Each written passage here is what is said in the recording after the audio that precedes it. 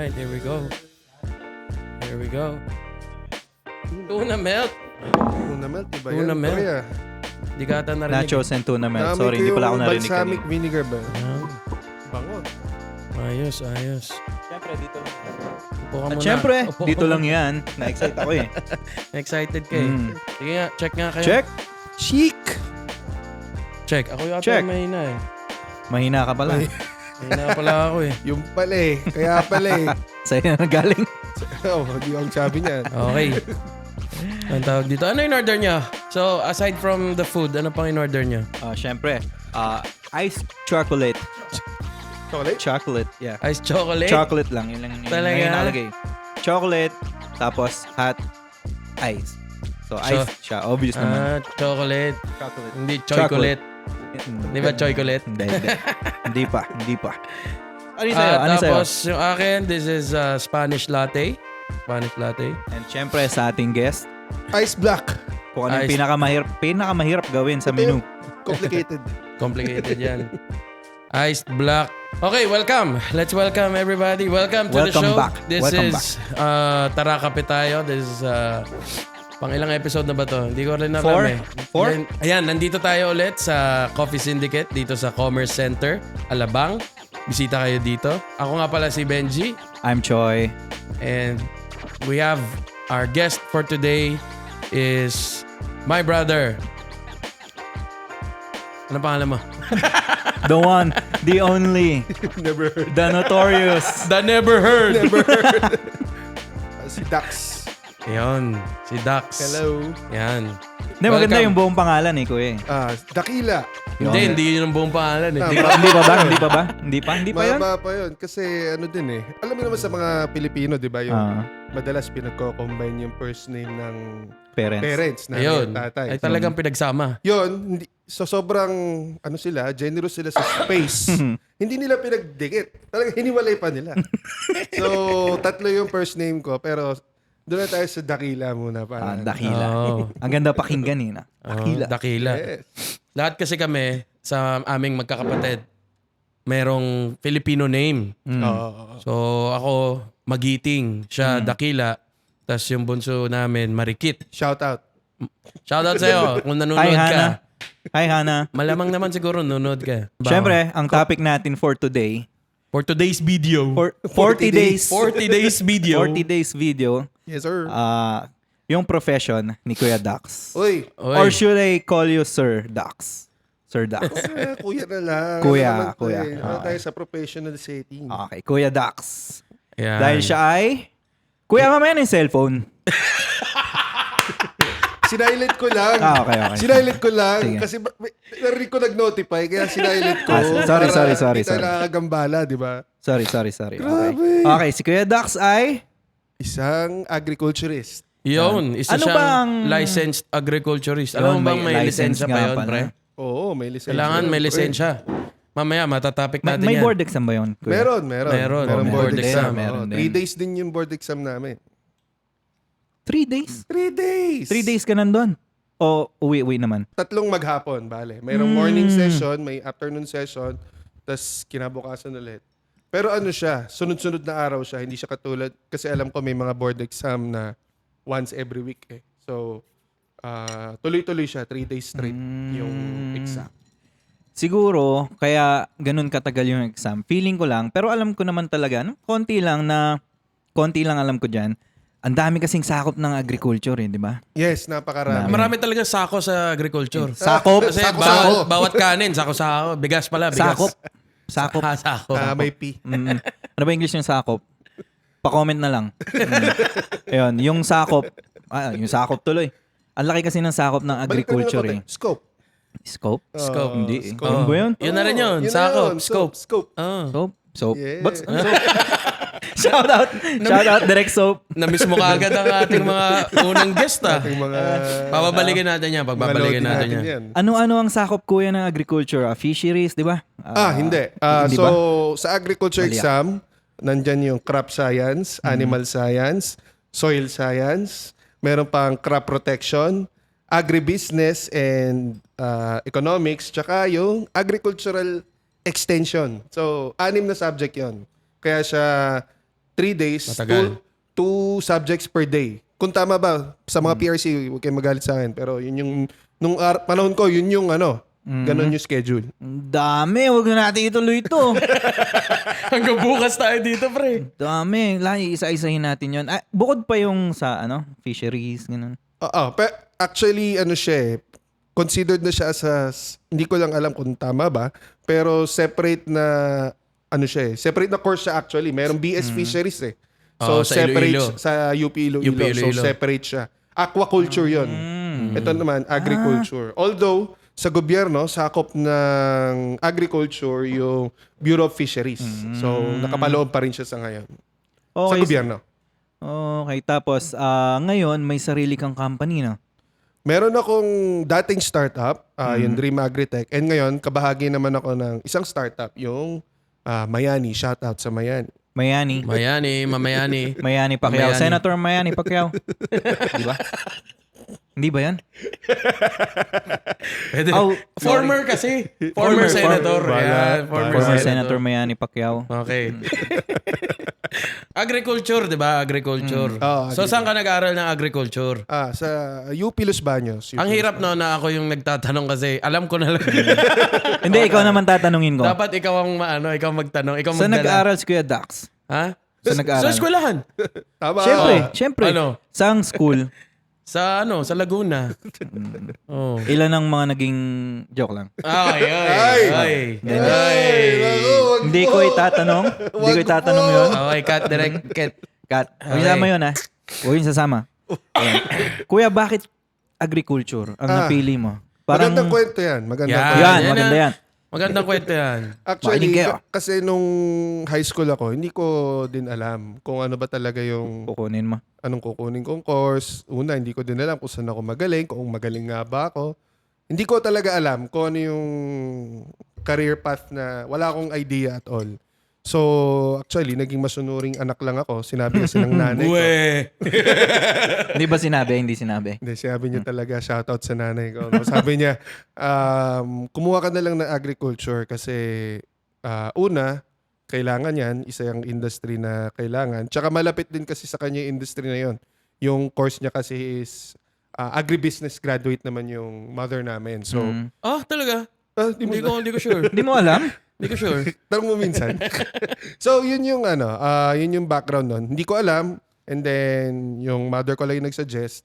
Actually, sa totoo lang, aminin ko na, hindi ko talaga gusto yung agriculture noon. Noon. Oo. Noon. Hindi ko talaga gusto. Kaya, nung mga unang semester ko, less than ideal ang ating mga lumabas sa card or lumabas sa ating mga tawag doon? Class card ba yung tawag doon? Yung mga grade sheet doon. Grade. Oo, so yun yung hindi maganda.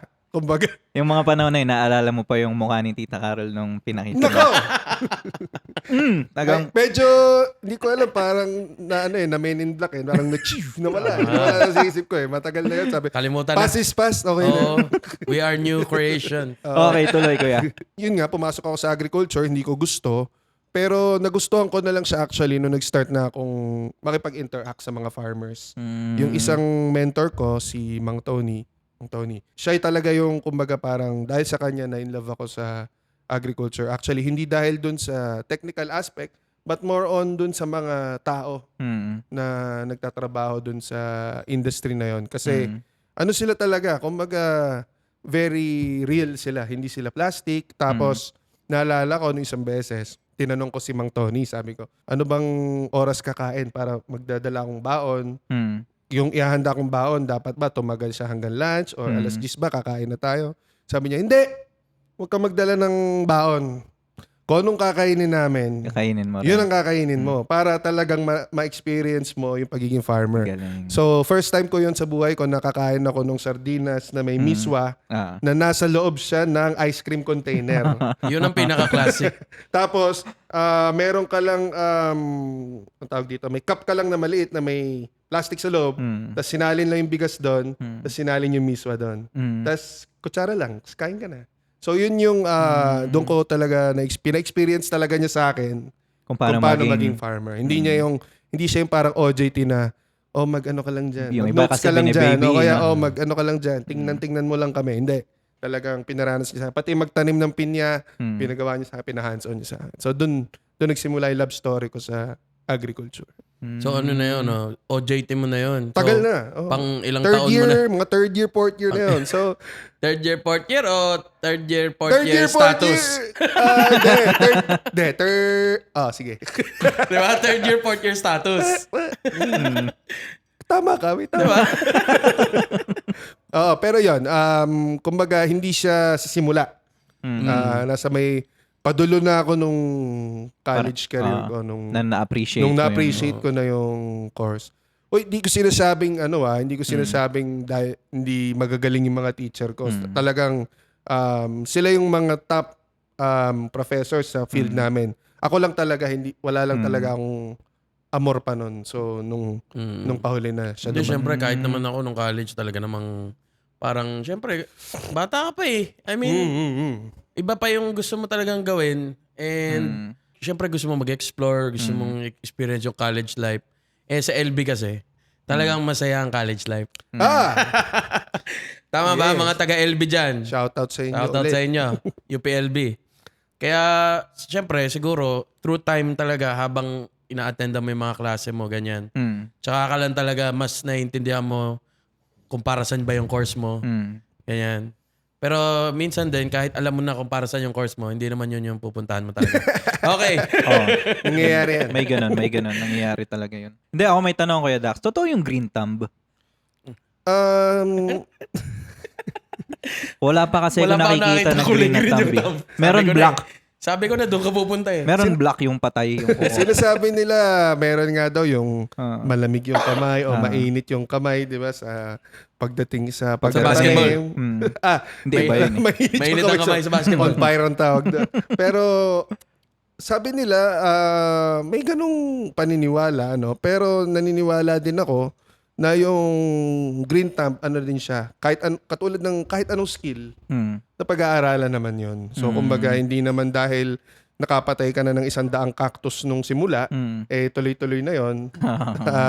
Siguro dahil paulit-ulit yung ginagawa mo, kaya tuloy-tuloy siya. So, kailangan, lalo na ngayon, sobrang dami ng information. May Google, ChatGPT, Gemini, at kung ano-ano pang knowledge bases. So, madali nang improve yung skill mo, lalo na sa pag-aalaman. Kasi nung pandemic, nauso yung mga plantito.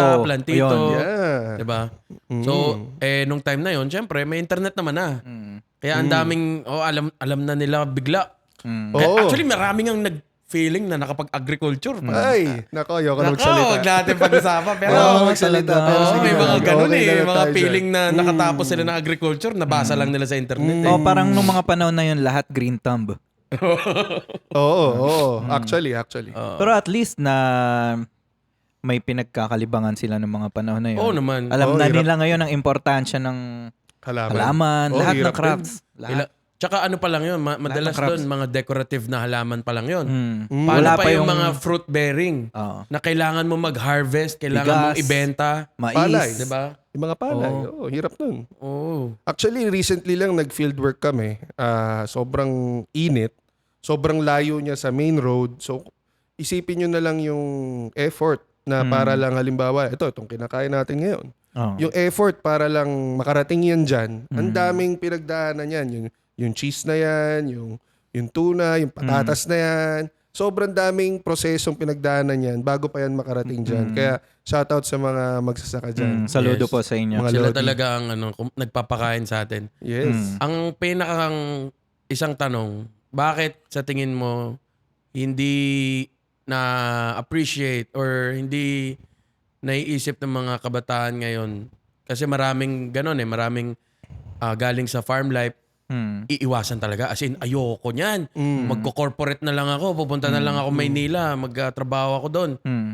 Well, number one motivation naman is always yung income di ba? So, ano lang, prangka lang, income levels yung pinag-uusapan natin dito.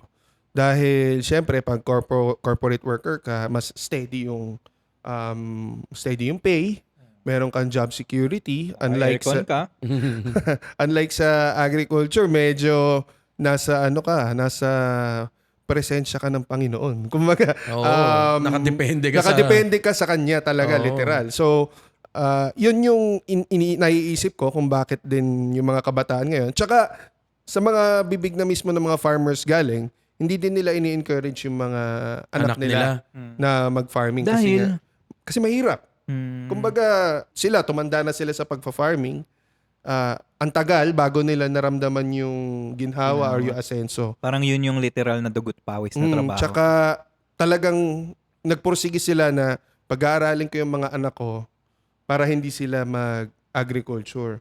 Although, syempre, sa industry namin, medyo nakaka-alarma siya kasi sino magtutuloy? Yun, Within yun the nga next 10 to 15 years, sino nang magsasaka? 'Di ba? Paano tayo kakain kung walang sasaka? So, kahit anong industriya pa 'yan, kailangan may continuity eh. Kailangan merong succession. So, yun yung kailangan ding ma-address or kailangang masolusyonan ng mga nasa industriya. Kasi naalala ko nung college, ang tagal na nun medyo matagal na ako nung college. O mga age reveal. 20 years ago. Uy. Pero nung college, dahil medyo related sa agriculture yung course ko, ano siya nanggaling siya talaga sa agri, extension course, na naging sarili niyang course, development communication ang tawag.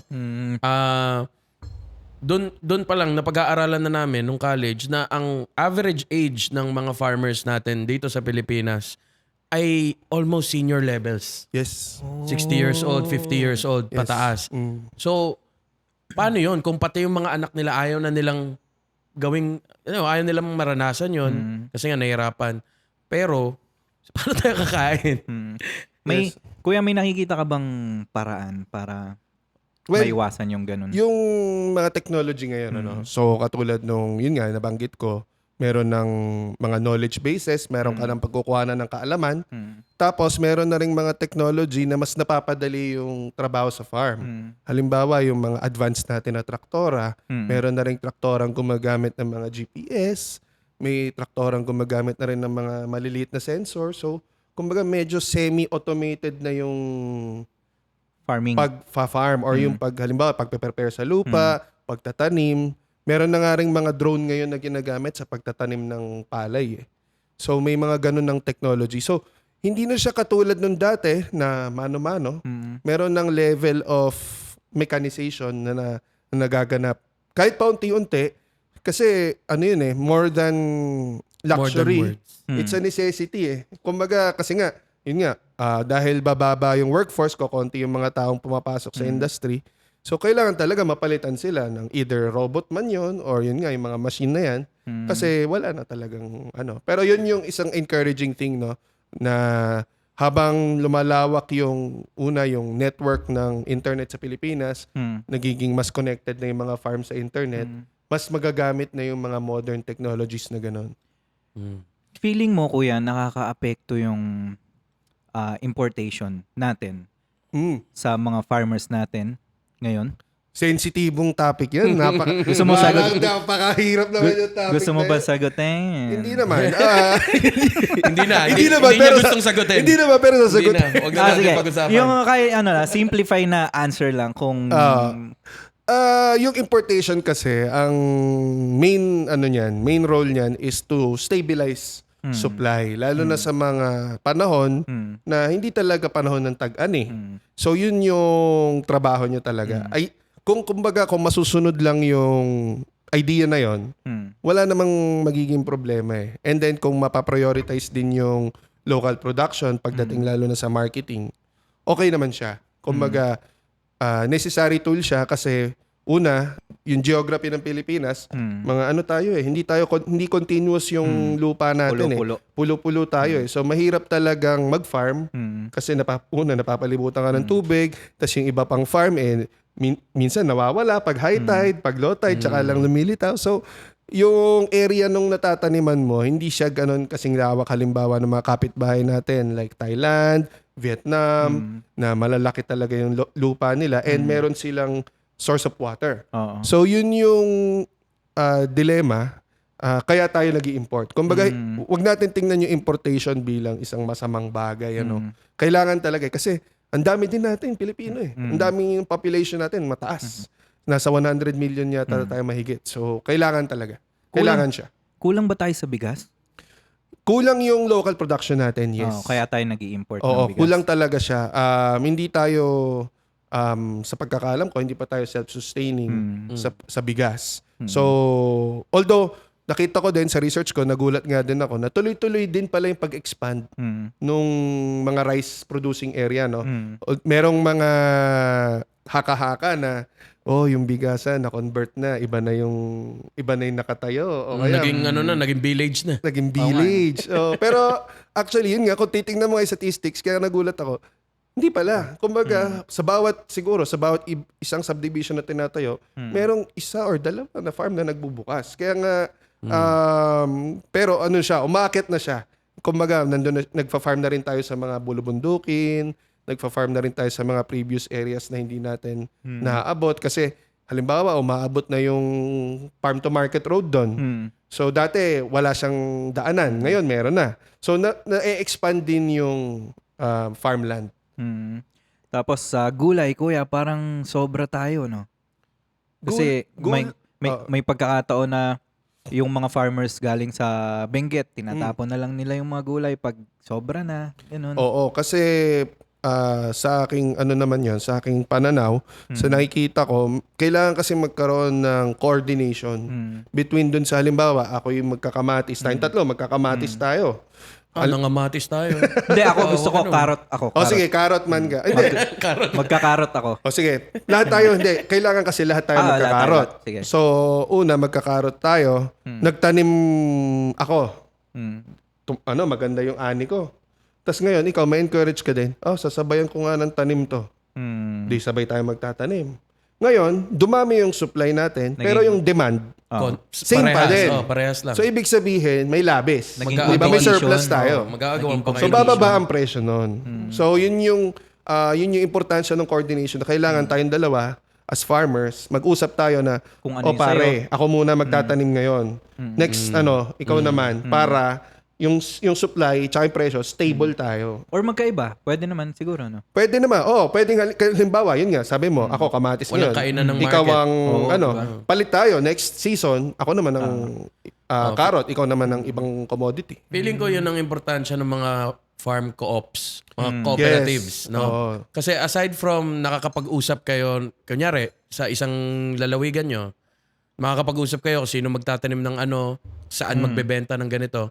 At the same time, pag naka-co-op kasi kayo, may mga may mga benefits yan. Oo. Diba? May mga tax breaks yan. Oo, Ang alam ko nga, no tax pag co-op No tax, tsaka yung ibang co-ops ngayon, nag-offer na rin sila ng life insurance para sa mga farmers, debt assistance, mga ganon. So, mas na siya ngayon, steady na yung ecosystem na yun. Yung Philippine cooperatives, okay naman siya. Kailangan lang talaga na mas ma-educate yung mga current farmers na mayroon kasi mga umaayaw sumali. Ay mga ayaw sumali. Tsaka doon din mapapasok yung modern technology. No? Ngayon kapag messenger na tayo, Viber. So, mano ba naman yung mga co-ops mag-usap-usap sila na, ngayong buwan, ito yung volume namin ng kamatis. Ha? So, ito na yung projection namin. Siguro, pagpaliban nyo muna yung pagtatanim para lahat tayo steady ang presyo. Pero kasi, yun nga, napaka-idealistic nun. Yun yung iniisip natin. Sana ganon.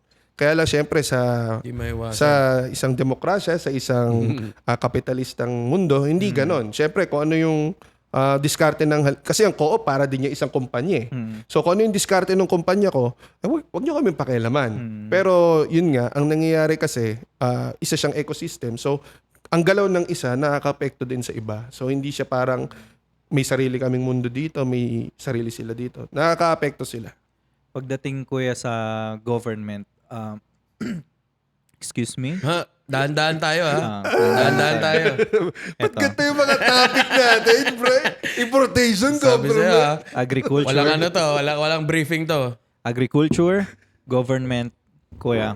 Kasi hindi lang naman ako or tayo yung nakakarinig pagdating ng corruption sa agriculture, lalo na sa gobyerno, di ba? Ang tanong ko lang, ano ang paborito mong gulay sa Bahay Kubo? Ako, paborito kong gulay sa Bahay Kubo, yung pinakahuling binanggit. Alam mo ba yan? Sa paligid-ligid ay Puno puno ng- ng... Nasa ngipin yun eh. Hindi. Puno Linga. ng... Linga. Linga. Oh, yung mga Linga. sesame seeds. Sesame seeds ba yung linga? Hindi Ayo, mo alam alam. mo na. Alam mo Oo. na. Alam na rin ni Kuya sa likod. Linga yon. Kuya, alam mo yung linga? Yung liga. Dito. Sa bagang. Linga tayo yun. Linga. Di ba Yun yung linga lang. yung ano, pagka tinatawag mo, linga, linga Linga, dito. linga. Kahit tayo, linga dito. Linga dito. Linga saglit. Nakakainis. Dali. Yun ang paborito mong gulay. So, hindi ka kumakain ng gulay. Ako, Technically ba gulay yun? Ay, sinabi sa bahay kubo eh. Parang well, seed kasi siya eh. vegetable kasi. Vegetable pa rin ba ang seed? Yung vegetable kasi, magagalit yung mga teacher ko dito eh. Baka Oo. sabihin, ano ba naman to? Hindi marunong. Ano, Baka retired naman na yung mga teacher. buksan mo ang natatagong sikreto. Hindi, kuya. pero yung vegetable kasi depende siya sa, kumbaga, paano mo siya ni-utilize sa kitchen eh. So, kumbaga, basta part siya ng plant na ni-utilize mo culinary, pwede mo siya i-consider as vegetable. Halimbawa, yung kamatis. yeah. Yun yung Diba? sabihin ko Yung eh. kamatis, sabi, ang culinary, ang culinary assignment niya is vegetable. Pero, Scientifically, botanically or scientifically, sa paghahalaman, fruit siya. Yes. Di ba? So, yun yung... Prutas Ang yun. banana ay berry. Di ba? Oo. Tama. Galing mo. Parang nag-research ka. Wow, Mark! Ang ano, Sabi ko, mga agriculturist. ang strawberry, yung Hindi siya nasa berry. labas niya, Yun yun yung buto. Buto. Oh. Yeah. Ang strawberry, hindi siya berry. Oo, hindi siya Oo. berry. Alam mo ba yan? Alam ko, Tama. straw siya eh. Hindi. Hindi. Meron siyang mga classification depende sa kung sino yung audience. Halimbawa, kung kami mga agriculturist, yun nga, sa kamatis, ang tingin namin sa kamatis ay fruit. Pero kung ikaw ay isang chef, or kung ikaw ay isang consumer, ang tingin mo sa kanya ay vegetable. Yun. So, pagkadating naman sa pagbi-business na tayo. Moving on from academia. Pagbi-business ng agriculture. Anong mga posibleng, kunyari, kung isa kang BS Agriculture graduate, ano ang mga posibleng trabaho? Alangan namang, well, hindi ko alam pero meron bang BS Agriculture na ang trabaho siya yung nagsasaka mismo? 'Di ba? Or ewan ko, ano bang mga pwedeng business ng isang agriculturist? Sige, pwede natin hatiin sa dalawa, no? Pwede natin kunin yung kung ano yung mga career na pwede rin kung ano yung business opportunities. Okay, wait lang. Sumabit. Okay. Time out. Feeling ko mahaba Ginebra. yan, mahaba. Okay. So, pagdating sa agriculture, no, yung mga career opportunities, napakarami niyan. So, pwede kang pumasok sa government service. So, nandyan yung mga agriculturist sa government. Bawat munisipyo, mayroong agriculturist. So, nasa batas yan. So, para dyan sa mga munisipyo dyan na walang agriculturist, yun. Kumuha na kayo. Kumuha na kayo. Marami sa UPLB. Marami Kumuha sila na kayo. doon. Kumuha na kayo. So, yun yung isang career path yan, government. Pwede rin naman sa mga private companies na related sa agriculture. Kailangan din syempre ng mga farm manager, yung mga umhawak ng day-to-day operations, researchers. Yan, mga researchers natin, napaka-importante niyan. Kailangan yan para sa progression or pag-move forward ng science at Oo, agriculture. kailangan yun guys kailangan yun. Kasi naalala ko yung isang senador na sabi, research kayo ng research! Pasok na naman tayo sa politika. Research kayo ng research? Ba't ba kayo research ng research? Sino yun? Kailangan yun guys. Sino yun? Huwag mo na alamin, pre. Hindi, pero kailangan yun. Halimbawa na lang yung ginagamit yung ginagamit na yung drone ngayon para makapagtanim ng palay. So hindi naman yun magic na nangyari na may nag-isip lang tapos nandiyan na. So dumaan yan sa research. So maraming pinag-aralan yan, maraming pagsusuri na kung tiningnan ba nila kung pwede nga ba or kung nakalalamang ka ba kung gagamitin mo tong pamamaraan na to. So mas tipid ba yon? Mas nakakatipid ba sa oras? Mas nakakatipid ba sa gastos? So yun yung importansya ng research. Meron din dyan yung mga sa airport, yung mga quarantine officers natin, halimbawa, yun yung mga nagche-check kung ano yung mga pumapasok na agricultural products. Halimbawa, may dala kang halaman galing sa ibang bansa, yung mga mahilig sa pets, yung mga may dalang aso, meron ding veterinary service, yung mga may dalang, although yung veterinary pala, hindi pala agriculture, sorry. Pero UPLB rin may ganun din. May UPLB din yan. Bias din. So, yung madaming industriya na nasasakop yung agriculture, pwede ka rin maging... Yan yung careers. Yun yung careers. Tapos sa business naman, halimbawa, kung ikaw talaga ang puso mo naman ay sa entrepreneurship, pwede kang pumasok sa pagsasaka mismo. Yung katulad ng binanggit ni Ben kanina na ikaw mismo yung nagtatanim, ikaw mismo yung nag-grow, tapos ikaw na rin yung nagsusupply. Naalala ko nung sumikat yung samyupsal. Ang daming pumasok sa pagfa-farm Ng baboy. Hindi. Ay, bakit? Hindi, Ano ba kinakain nyo sa sanggipsal? Hindi kasi matagal yung baboy eh. Kumbaga, kumpara mo dun sa isang laging ginagamit sa samyupsal, yung leafy vegetables. Akala ko yung beef. greens. Yung 'di ba, ano yung anli yun eh, 'di ba? Oo, Anli. Yung pang-wrap, 'di ba yung pang-wrap doon sa samyupsal, yung sa Sam. So, ano yun, tuloy-tuloy lang yung production nun. Yung iba, nagtayo sila ng mga maliliit na hydroponic farms. So, imbis na palapad ang growing nila, pataas. Imbis na pag ganun. Imbis na pa ganyan, pa ganon. So, yun yung isang opportunity yan sa agriculture. And then, of course, trading. Kung ikaw naman ay may mga kakilala kang farmers, meron kang grupo ng farmers na nagpapatulong sa'yo na, Sir Choi, i-market mo naman yung products ko. So, yun. Pwedeng ikaw yung nagdadala or nag-aangkat. Kasi hindi naman lahat ng farmers may sariling, halimbawa, may sariling truck. Or meron silang business registration. So, pwedeng ikaw yung humalili dun sa kanila. Ikaw ang makikipag-negotiate sa mga restaurant, sa mga grocery na meron po akong grupo ng farmers, tutulungan ko po sana sila. So, actually, yun yung business na kung nasan ako ngayon, which is si Mayani. May yumayaman ba sa pagiging farmer? Nako! Meron talaga. Ang kailangan lang talaga, nakita ko, common dun sa mga yumaman na farmer, no? Yung as in, kumikita sila ng Pera. sangkatutak. Kumikita sila ng pera. Ayoko, Yun na lang. ayoko magbanggit ng ng amount. Wag na natin pag-usapan. Basta limpak-limpak. Yung kumikita ng mga farmers, ang nakikita ko sa kanila is willing sila to learn. Willing sila to adapt to new practices. Yes. Halimbawa, may mga bagong business opportunities. Hindi sila yung takot or nagkukubli sila na parang ayoko niyan, takot ako. Ano sila, very open sila pagka ano sila and very aggressive sila. Pag meron silang nakita opportunity, sabihin nila, game, pasok tayo dyan. Ano sila, progressive yung mindset nila. Hindi sila sarado dun sa mga ideas ng iba. Hindi inaano nila yung idea ng lahat. So yun yung mga nakita ko sa mga yung mga umasenso na farmers. Yun ang common sa kanila. Paano pag gusto mong maging farmer or gusto mong magkaroon ng farming business pero wala kang lupa? Sa ngayon kasi maraming farmers naman, baliktad, may lupa sila, Ayaw pero wala nila. silang puhunan. Ah. Di ba? So, ikaw, halimbawa, kung may puhunan ka, pwede kayo mag-work ng arrangement na gano'n na parang, sige po, ako po, mag-invest po ako sa inyo. Pero meron po tayong, ang security mo dyan is yun nga, meron na mga modern agricultural practices, di ba? Na pwede nating i-implement. So, yun yung i-implement mo ngayon dun sa pag-i-investan mo. So, tuturuan mo din sila ng mga makabagong paraan.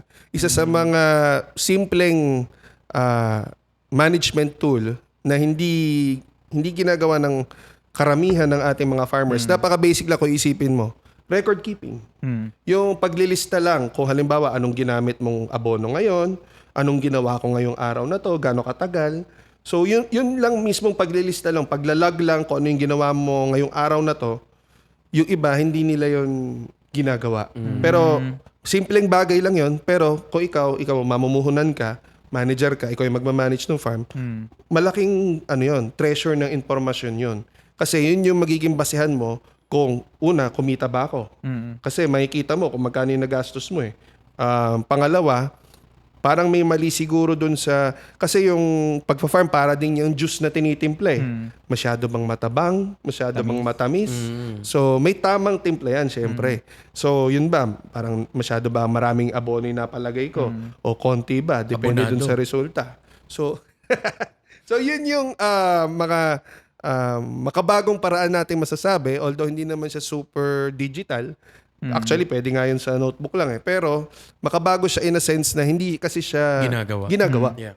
So, kahit sa simpleng paraan na gano'n, yun. Kung ikaw gusto mo pumasok, pwede ka mamuhunan sa mga farmers na nangangailangan naman ng puhunan. Pero yun, kailangan meron na kayong tiwala sa isa't isa. Kasi, halimbawa, hindi ka din everyday na nandun sa farm.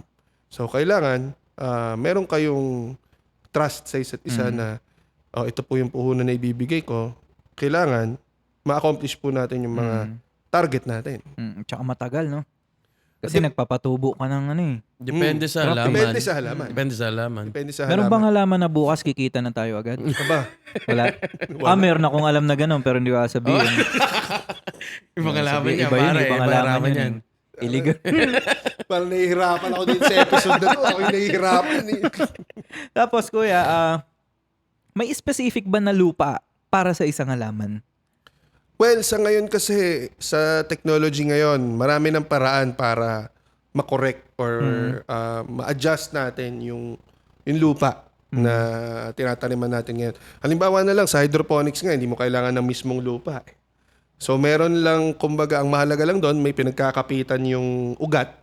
Tapos, sa hydroponics kasi, yung sustansya, di ba, sustansya kasi nanggagaling sa lupa eh. Papalitan mo yung lupa, meron kayang pinapadaan na liquid solution, nandun yung fertilizer, nandun yung sustansya.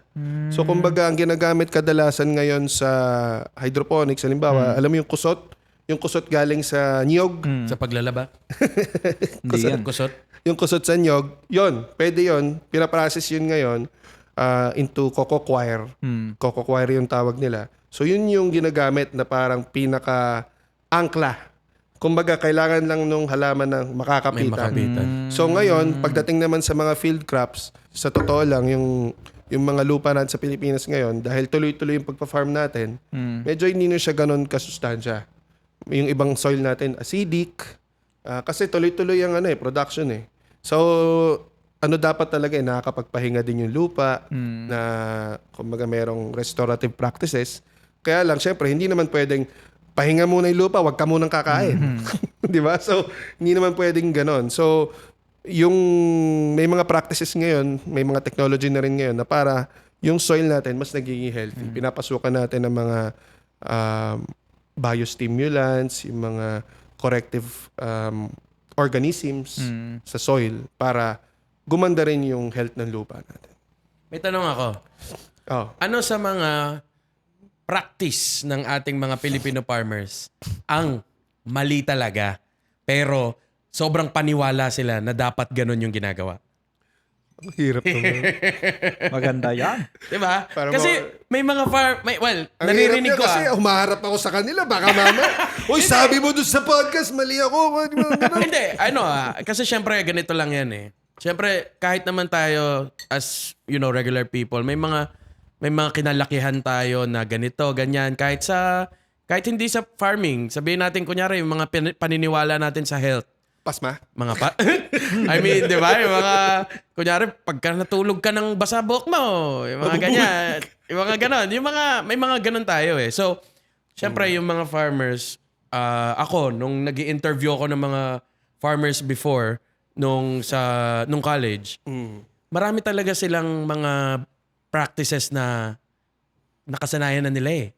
Ganito kasi yung ginawa ng tatay ko, kaya gumana to. So, ito na lang. Pero, nung ni-research naman namin, syempre, kami, kasi science-based yung research namin, kasi kailangan namin sila turuan, science communication, na, sir, mali po kasi yan eh. Dahil ganito, ganito. I-explain mo sa kanila kung bakit mali yun. So, ano yung mga nakita mo na ginagawa? For example, kaingin system. Ayun, yun na nga yung sasabihin ko. Wala, ang daya. Sagot ko yun eh. Hanap ka na iba. Pagkakaingin. Pero, ang daya. Sasabihin ko na eh. Hindi, sige. Pero explain natin para sa mga hindi alam kung ano yung kaingin system. Yung Sige. kaingin kasi, yun yung ginagawang pamamaraan ng mga farmers para kasi, di ba, merong, halimbawa, pag nag-harvest ka na ng palay, naiiwan yung straw sa field. O, strawberry. Hindi strawberry. Hindi. Naiiwan kasi yon. So, paano nila yon iimisin, di ba? Kasi syempre, pag magtatanim na sila ulit, kailangan imis na yon, wala na yon. So, ang pinakamabilis na paraan para maimis nila yon, sunugin nila yon. Yun yung kaingin system. Kaya lang, syempre, maraming negative effect yan. Una, nagre-release yan ng carbon, mausok, and then syempre, yung mga naapektuhan yung mga neighboring, yung mga nakatira doon. So, baka nagkaka-asthma yung iba, nagkakaroon ng mga allergies yung iba. And then yun nga, hindi siya healthy din dun sa soil kasi pag sinunog mo yung soil, di syempre, yung soil kasi living organism din yan eh. So meron din yung sariling, kumbaga may sarili siyang maliit na mundo na ginagalawan din ng mga organism. So pag sinunog mo yan, syempre yung mga nakatira dun sa soil na organism, susunog din. Nainitan. Nainitan sila. Nainitan sila. Oo. Kumbaga, bumabachi na sila doon sa soil. Hindi. Kumbaga, namamatay din, syempre. So, yung sustansya na sanang nai-impact or na pumapasok sana doon sa halaman, para sa doon sa susunod na halaman, nawawala dahil sinusunog ng mga farmers. So, isa yung halimbawa yung kaingin. Pero siguro ako din, yung nakikita ko ding practice na hindi tama is yung sobra-sobrang pagbobomba ng chemicals. Fertilizer. Hindi, pesticide. Pesticides. Pesticide. Kasi meron ding tamang timing yan eh. Kasi pinag-aaral, yun, halimbawa, yung mga scientific method nga na nabanggit ni Ben, meron din kasing, syempre yung mga peste, may life cycle din yan. Peste. Meron din yung panahon na kung kailan sila nangingitlog, kailan sila nag-hatch, kailan sila nagiging, yung lumilipad na sila, kailan sila uod. So, dapat yung pag-a-apply mo ng chemical, timing doon sa growth stage nung peste para pinaka-effective siya. Ang ginagawa kasi ng mga farmers ngayon, sige, basta Bomba lang ng lang bomba. tayo, lagay lang tayo, tuloy-tuloy. Para effective. Maganda naman talaga yung resulta. Kumbaga, wala kang makikitang mga butas, wala kang makikitang mga pekas doon sa, lalo na dun sa mga nasa grocery. Pero yun nga, una kasi, ano siya magastos.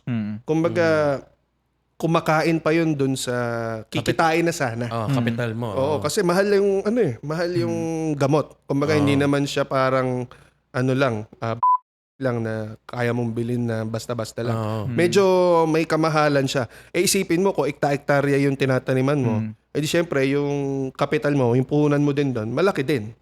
So, yun yung isa rin siya actually nagko-contribute kung ba't tumataas din ang presyo ng bilihin.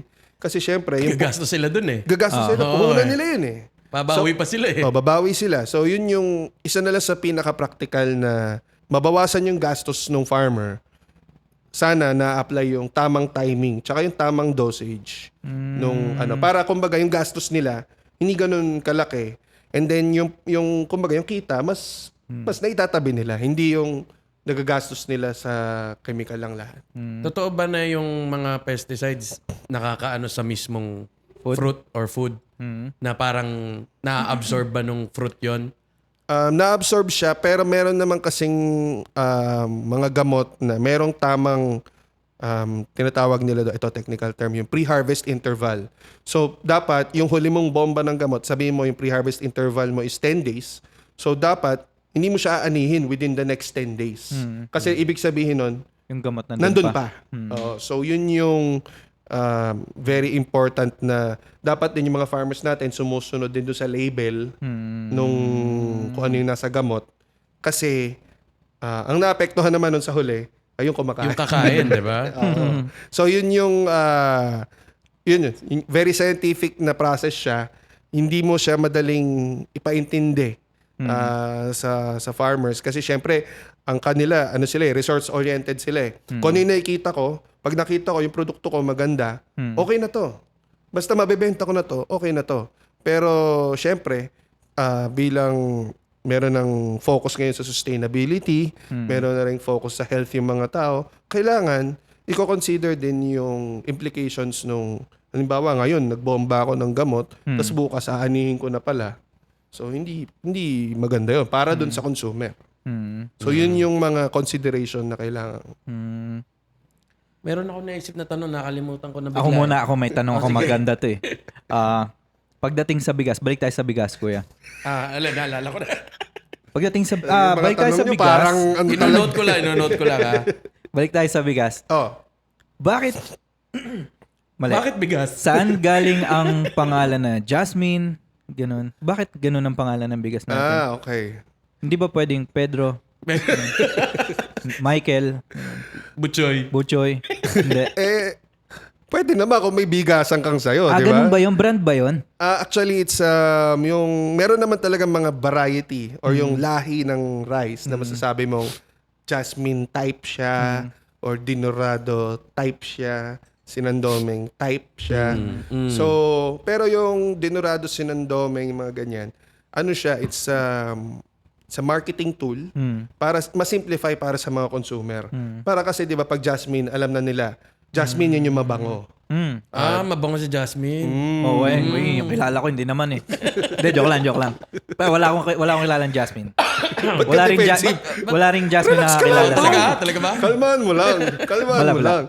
Hindi, pero yun, jasmine yun yung mga fragrant rice natin. Tapos, syempre, yung sikat na, yung mga basmati, yun yung mga Basmati, ginagamit sa mga... Yung long grain. Oo, long grain sa mga Indian dishes natin. Yung dinorado naman, medyo malagkit din. Pero... Parang dinura. Bakit dinorado? Bakit dinorado? Actually, Dahil iniisip ko malagkit. din, baka nga Di ba? pwede. Baka dahil Baka nga malagkit pwede. siya eh. Oo, baka pwede. Para siyang dinura. Oo. Dinorado. Kaso parang Tapos, gaganahan ka pa kumain. No? yung sinandoming naman, yun yung mga ginagamit kadalasan sa fried rice. Kasi buwagag. Buwaghag. So, hindi na, kasi di ba pagka yung dinorado, sinangag mo, parang dikit-dikit na magdidikit-dikit lang yun. Hindi siya ideal, di ba? So, yun yung, Okay. ano siya, term siya na ginagamit ng mga nagbebenta ng bigas para sa benefit ng mga mamimili. Mas madali. Mas mabilis intindihin. Pag sinabi mong dinorado, ito na yun. Ito. Naalala ko na yung gusto kong tanongin. Okay. Bago tayo matapos. Kasi medyo malapit na matapos ang ating oras. Pero, anong masasabi mo? Yup. Wait lang, inom mo lang ito. Ayan. Una ba mo ng tubig? May tubig Kinabahan tayo na dyan. agad. Kabado ka na, ha? Ano to? Controversial. Controversial to. Pero baka naman masagot mo. Pag hindi mo nasagot ng tama, edi puputulin natin. Wala namang problema. So, ang editing. tanong, yung mga genetically modified na prutas or vegetables, Talagang mabibitay ako dito sa mga tanong niyo eh. ano ang say mo doon bilang licensed agriculturist? Kasi syempre, ang daming opinion ng mga tao. Hindi naman nila pinag-aralan yon. Okay. Pero ano ba talaga siya? Is it a good thing? Is it a bad thing? Is there such thing as too much GMO or what? Actually, para sa akin, syempre, galing ako sa isang university na very science-based, research-based. Actually, mapapatunayan ni Benji ito. Hindi ka pwedeng magbitaw ng statement sa isang paper na walang reference. Hindi pwedeng sabi ni Benji ganito. Hindi naman pwede yun. So, dapat meron kang at least 3 backup Ilang journals yung na kailangan reference mong para masabi mo yung statement na yun. So, Totoo. yun nila sa pundasyon na yun, naniniwala ako, ako lang to hindi ko Opinion ko sinasabing lang to. ako yung tama, mali kayo. Ako lang to. Para sa akin, yung mga organisms na dinevelop ng mga researchers natin, pinag-aralan na mabuti yan. Hindi yan kumbaga napanaginipan lang nila kagabi, tas bukas nandyan na. Matagal yan na proseso. Taon, dekada. Hindi siya putyo-putyo or hindi sineryoso. Talagang maraming magagaling na tao na pinag-aralan to. Pinag-aralan ano ba yung kulang sa merkado, ano ba yung makakabenepisyo sa mas maraming tao. So para sa akin, yung GMO, kung napag-aralang mabuti, kung dumaan sa tamang proseso, hindi minadali, hindi kumbaga para lang kumita agad ng malaki, talagang pinag-aralan. Sa akin, kung kailangan siya magamit at kung maraming makikinabang talaga, maraming gaganda ang buhay, gaganda ang kalusugan, mas maraming, kumbaga, yung ekonomiya, mas mapapataas. Sa akin, okay siya. Sa akin, okay ang, kumbaga, ang kailangan lang sigurong mangyari is yung mga komplikadong scientific concepts na yon maipaintindi sa mas nakakararaming tao. Kasi yun yung, syempre, di ba ang tao, pag hindi mo alam isang bagay, nakakatakot yan. Di ba? Yun yung laging ginagamit sa mga horror movie, di ba? Madilim, biglang may lalabas na gano'n. Kasi nga, hindi mo alam kung anong mangyayari. So, katulad na lang sa GMO, kung hindi mo alam yung background nun, bakit ba ginawa yun? Ano ba yung gusto niyang i-address na problema? Halimbawa, vitamin A deficiency ba yan? O dahil merong pesting umaatake dun sa halaman na yon kaya medyo minodify siya. So, yun yung kailangan ipaintindi sa mas nakararami in such a way na hindi ko alam kung kailangan ba gumawa sila ng TikTok o kailangan ba gumawa sila ng trending na sayaw na para ipaintindi ang halamang ito ay ganito kasi ganyan, blah blah blah. So, yun yung better science communication siguro yun yung critical. Para mas yung mga tao, mas maintindihan nila, okay, kaya pala. Yun ang pinakang purpose talaga ng development communication na course. Yun talaga ang purpose nun. Kaya, yun. Kuya, last, mapunta tayo sa livestock. Sakop nyo din yun, di ba? Oo. Agree din yan. Mahirap ba yung manok, yung mga 40 days, yung 40 days na manok, 40 baboy? days video. 40 days speech. Ano ba tayo? Kulang ba tayo sa supply ng ganun? Hindi naman. Madami na rin pumasok sa livestock industry actually. Marami na rin. Actually, yun nga, may mga entrepreneur kasi hindi ganun kailangan ng kalaking lupa para kumita ng malaki. Halimbawa, kung ikukumpara mo yung lupain na kailangan mo sa palay, para halimbawa 10 hektarya para maganda yung kita mo sa palay. Kung may 10 hektarya kang poultry, napakayaman mo na nun. Di ba? So, kumbaga siguro 3 restaurant na sinusupplyan mo nun na national. So, pero ibig ko sabihin, hindi siya mahirap, lalo na ngayon, marami na ring technology na napapadali na-automate na rin yung proseso. Mahirap siya in a sense lang kasi kailangan mo talaga ng magmamanage. Manage. Oo, kailangan mo ng isang tao na magmamanage ng tama. Yun nga, yung tamang paggamit syempre ng mga gamot, tamang pagkain, may tamang pailaw pa yan. So yun, Napailawan yan. kasi ang number 1 na kalaban mo sa livestock is para sa akin yung Wolf. disease. Akala ko wolf. May wolf ba sa Pilipinas? Hindi kasi pre? napapanood ko yun. Nakakita ka na ng wolf dito? Kinakain ng mga wolf yung mga manok, sheep. Iba yun. Ang alam ko lang ng wolf dito, Burgis ka, pre, ha? May wolf gang wolf. lang alam ko eh. Mahal dun eh. Ay ba? Steak yun eh. Steak yun. So yun yung pagdating sa Pilipinas, yun yung isa din siya sa mga industry na madami nang pumapasok. Dahil maganda yung opportunity. Kasi biruin mo na lang, ilang restaurant dito ang gumagamit ng manok. Ilang restaurant ang Baboy, baka. itlog. Itlog Diba? pa Ilan lang. ang tapsihan, mga chiksilog. So ang daming opportunity sa livestock. Ba't hindi tayo alaga ng Wagyu beef? Hindi ba natin kaya? Wagyu. Wagyu. Hindi ako masyadong familiar dun sa technicalities ng Wagyu, no? Pero alam ko kasi, breed yun na talagang Hindi nabubuhay sa Pilipinas? paano Baka ko kasi ba siya- kailangan temperature sensitive yung mga bakang yun. Oo, May snow? kasi ang alam ko, hindi ko alam kung ilalagay nyo ito sa podcast. Pero Okay. ang alam ko, kaya siya, di ba yung Wagyu, parang ang niya is Japan. Kasi si Japan medyo malamig. Malamig. So kaya yung cattle na yon medyo maraming taba sa mga singit-singit niya is kailangan niya yon kasi malamig. Dito kasi sa Pilipinas, Hindi naman ganun. napakainit dito eh. So kumbaga, ano pa nga siya, negative siya na mataba kasi nababanas talaga. No, nababanas yung Lagunang-Laguna eh. No? Nabanas eh. Nabanas. Naiinitan. Yan. Naiinitan yung, shoutout sa Santa Cruz, naiinitan yung baka. So, iba yung, niya. May idea ako. Bakit hindi kami lang ang alaga natin dito? Dahil mainit eh. Mainit dito sa Oo nga. Pilipinas, di ba? Pwede no, mag-camel na. Alam ko nakakain din yun eh. Oh, nakakain Parang din. may narinig ako, may camel meat din eh. Hindi ko din alam ba't di pa nila naisip yun. Ako, hindi ko naisip yun. Tapa na camel. Di ba? Bakit hindi?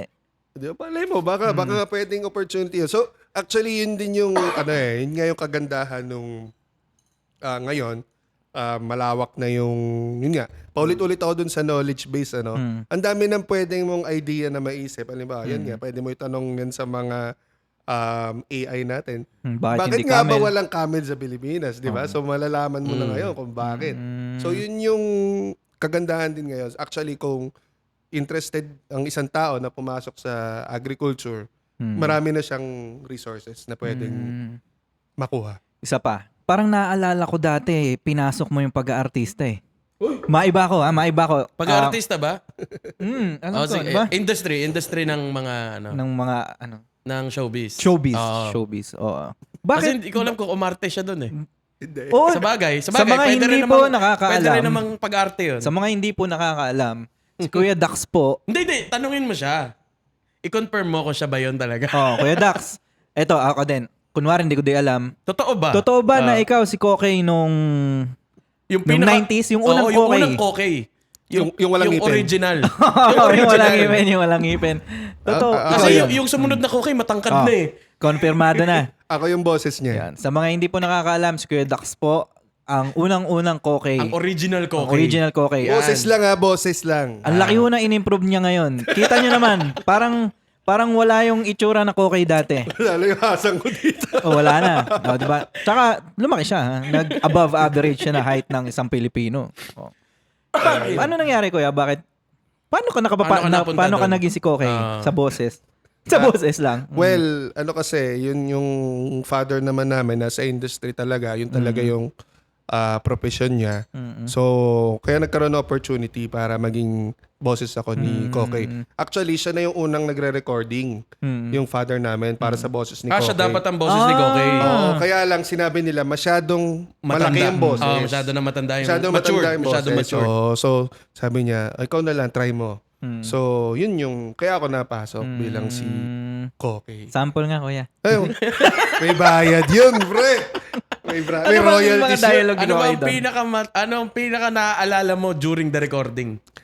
Pinaka-nalala ko during the recording kasi mayroong eksena doon na yung spaceship ni Kokey nahuhulog sa gubat ng Baguio. Ayan. Oo. So, nung una, kasi ano yun old school pa yung recording dati.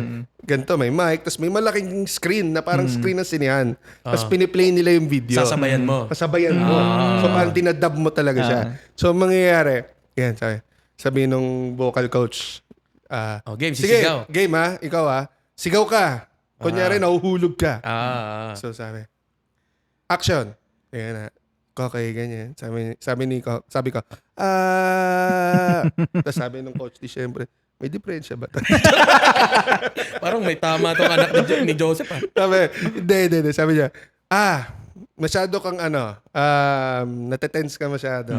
Syempre, sabi ko, pagkatas ng 9-10s.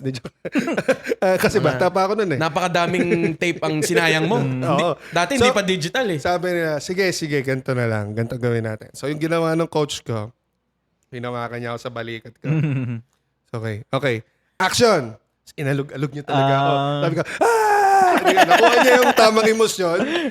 Good take. Di ba? Good take. Okay, tama na yan. Okay na yun. Next. So, yun yung pinaka naalala ko na dun sa recording na yun. Although, hindi yun yung pinaka-iconic na line ni Kokey. Okay, syempre. Alam ko, linya mo. Hindi. Kasi minsan, di ba, yung mga sigaw. Ano yun? Yun yung pinaka-iconic dun sa movie na yun. Pero hindi yun yung pinaka-iconic na line. Huwag mo na ipa-demo sa akin. Hindi, kasi- ano ba yung pinaka-iconic na line? Ano ba yung pinaka-iconic na line ni Kokey? Siyempre, dahil si Kokey ay isang magalang na alien. Di ba? Oo. Ang pinaka-iconic... Oo, naalala ko. Sige, sabihin mo. Ang pinaka-iconic na Na-excite line niya, ako eh. siyempre, yung mano po. Oo nga. Ano po? Di ba? Nagmamano siya dun sa mga Matanda. matatanda. So, dun sa Tinuruan kasi siya nung friend niya, si ano. Bong. Si Carlo ba yun? Si Carlo Aquino. Carlo Aquino, Oo. yes. So, yun yung pinaka-iconic niyang line. Actually, maganda din yun kasi tinuturuan niya yung mga bata na maging magalang, di ba? Oo. So shoutout po kay Idol Carlo Aquino. Ito na po si Kokey ngayon. Malaki na po siya Oo nga, ngayon. Boses lang.